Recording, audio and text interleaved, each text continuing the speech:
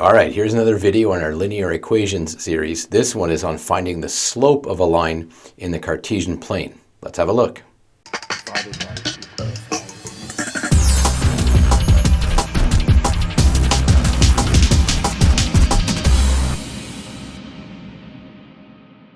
Now, when we have 2 points on a Cartesian plane, those 2 points can be connected to form a straight line. And the straight line that's formed between 2 points can be defined by a couple of characteristics. The one that we're going to look at in this video is something called slope. Now, when we're talking about the slope of a line, we're really just referring to its steepness. Now, obviously a line could be very steep or very flat and anything in between, even vertical or horizontal. Now, we could also say that a slope is either increasing or decreasing as we scan the graph from left to right. So if the slope is increasing as we move from left to right, then we have what we call a positive slope. And if the line is decreasing as we move from left to right along the graph, then we've got a negative slope. Now, as I said, to form a straight line on a graph, I would have to start with 2 points, at least 2 points, that I could connect to form that straight line. And those 2 points are important because I'm going to use the coordinates of those 2 points to plug into my formula to calculate slope. Now, in this formula, you'll notice that I have 2 y values over 2 x values. And those values are obtained from the coordinates of the points along the line. And this information would have to be given in the question. Now, once we know the coordinates of 2 points that are on our line, we label those coordinates. Instead of just x and y, we're going to differentiate them or tell them apart by calling one set of coordinates x1 and y1, labeling the other set of coordinates x2 and y2. And for this formula, it doesn't matter which one we call x1, y1 and which one we call x2, y2. But it is important that x1 and y1 are together in the same set of brackets and that x2 and y2 are together in the other set of brackets. Now, once the coordinates are labeled, all we need to do here is plug the values in where they go in the formula and calculate carefully. A couple of things to watch out for here. First, don't mix up where those numbers go. Now look carefully. It's y2 minus y1 divided by x2 minus x1. You have to keep that order intact. Second, don't be thrown off by the minus sign and any negative values you might have to put in your formula. You'll often end up with sort of a double negative there where you're subtracting a negative value. Just be careful, plug those numbers in your calculator and follow the steps carefully and properly and take your time, like we always do. So once you have them plugged in the right place, just slow down, trust your calculator, and you'll be fine. Now watch a couple of examples on how we calculate the slope of a straight line on a Cartesian plane, and pay careful attention when you see those double negative signs pop up. Okay, we're looking here at the slope of a straight line, and here you can see a nicely drawn, clean, straight line, and we want to determine its slope or its steepness. And in order to do that, we need to apply a formula that we've already learned. And that formula says that the slope, which is always a in the y equals ax plus b equation, will always be equal to y2 minus y1 divided by x2 minus x1. Now, in order to plug in x's and y's, in order to be able to do that, you need to know what they are. And so you can see here I have 2 nicely drawn coordinates or points, and that's where my x's and my y's are going to come from. So I have to make sure I know where those points are. And it doesn't matter which one I call P1 and which one I call P2. I'm going to call this one P1 just because that's the one I saw first. And so here's my origin. You're going to see that in order to name this point, like we did in a previous exercise, I'm going to consider the x value first. I went to the right 2, so that's positive 2 for the x, and then I went up 1, so that's a positive 1 for the y. On this point over here, I still went positive for the x. I went to the right 1, 2, 3, 4 spaces, so positive 4 for my x, but then I had to go down to get to it for the y value. I went down 1, 2, 3, 4, so that's a negative 4 for the y value. Now that I've done that, I have to label these 2 sets of points, and I'm just going to rewrite them over here for clarity purposes. I'm going to call this one my x1, y1, and I'm going to call the second one, this one over here, which is 4, negative 4, I'm going to call that x2, y2. So once I've got my 2 points labeled, it's really easy to apply the slope formula.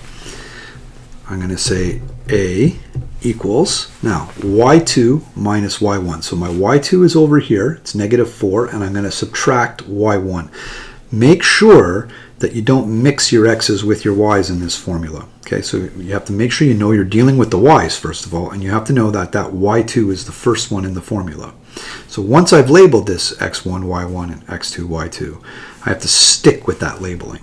So y2, -4, minus 1, and then I'm going to divide that by x2, which is 4, minus x1, which is 2. So when I do that, I'm going to get -4 minus another 1 is -5 over 4 minus 2, which is 2. Now you can leave your slope fractional if you like. Nothing wrong with that. Fractions can be pretty useful, in fact, at times, but a lot of us prefer just to get things nice and clean into decimal form, and so there's nothing wrong with doing that calculation if you wish to. So we're going to go -5 and divide that by 2, hit that equals, and you'll see that you get -2.5 for my slope. So that measures the steepness of that particular line, and what's key to notice is that if you didn't get a negative value, you should have known that you were going to get one, because that line is sloping downwards, right? Remember, these are positive slopes and these are negative slopes. So if you had made a calculation error in here and somehow forgot that you had a negative in front of that 5, just the line itself is a good reminder to you. Okay, we're looking here at slope of the line number 2. Quickly read through the problem. Eric works for a construction company, and he gets a small initial salary every week and earns an additional amount of money depending on the number of hours he works. So the one that depends, right, is the salary. His salary depends on the number of hours he works. So that salary is going to be my y, and it depends upon the number of hours he works, which is my x, right, in terms of dependent and independent. The one that is depending is the dependent. So the salary depends upon hours worked, the independent. Next up, we get these two statements here. So after 3.5 hours of work, his total income is $114.75. And after 8 hours of work, the amount of money he's made, or his income, is $198. And they want to know, what is Eric's hourly rate? Now, this is the next important word, rate here. That word rate always, always, always refers to A, or the slope, or the rate of change in an equation. So he's going to have an initial amount of money, but the rate of change will be constant. He's going to be going up by a certain amount for every hour that he works, and we need to figure that out. So in order to determine that, we need two ordered pairs, and we're going to use our formula.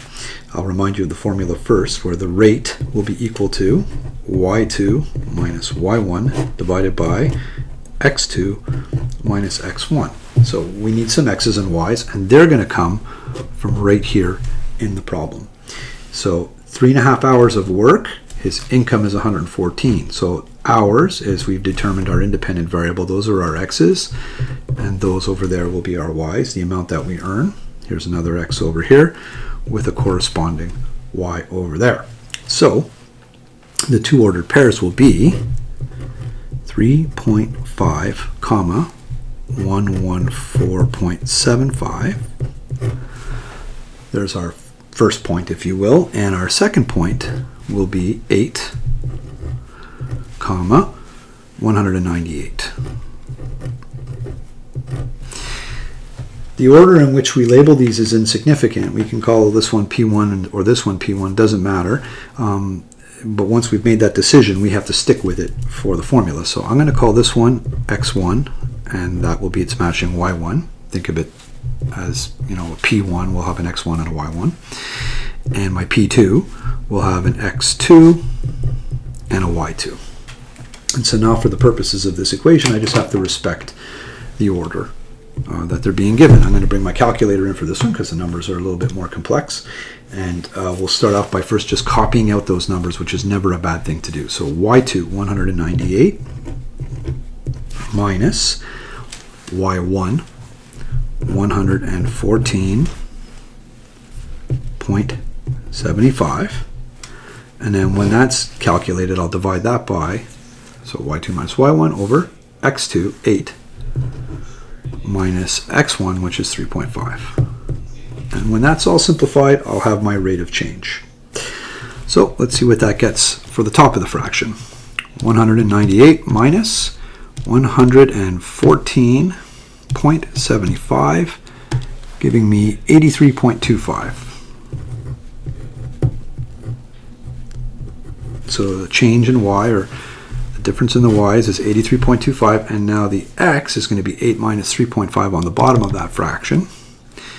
8 minus 3.5 is going to give me a 4.5 on the bottom of the fraction. And now I'm going to go ahead and simplify that straight up in the calculator. So 83.25 divided by 4.5 is going to give me 18.5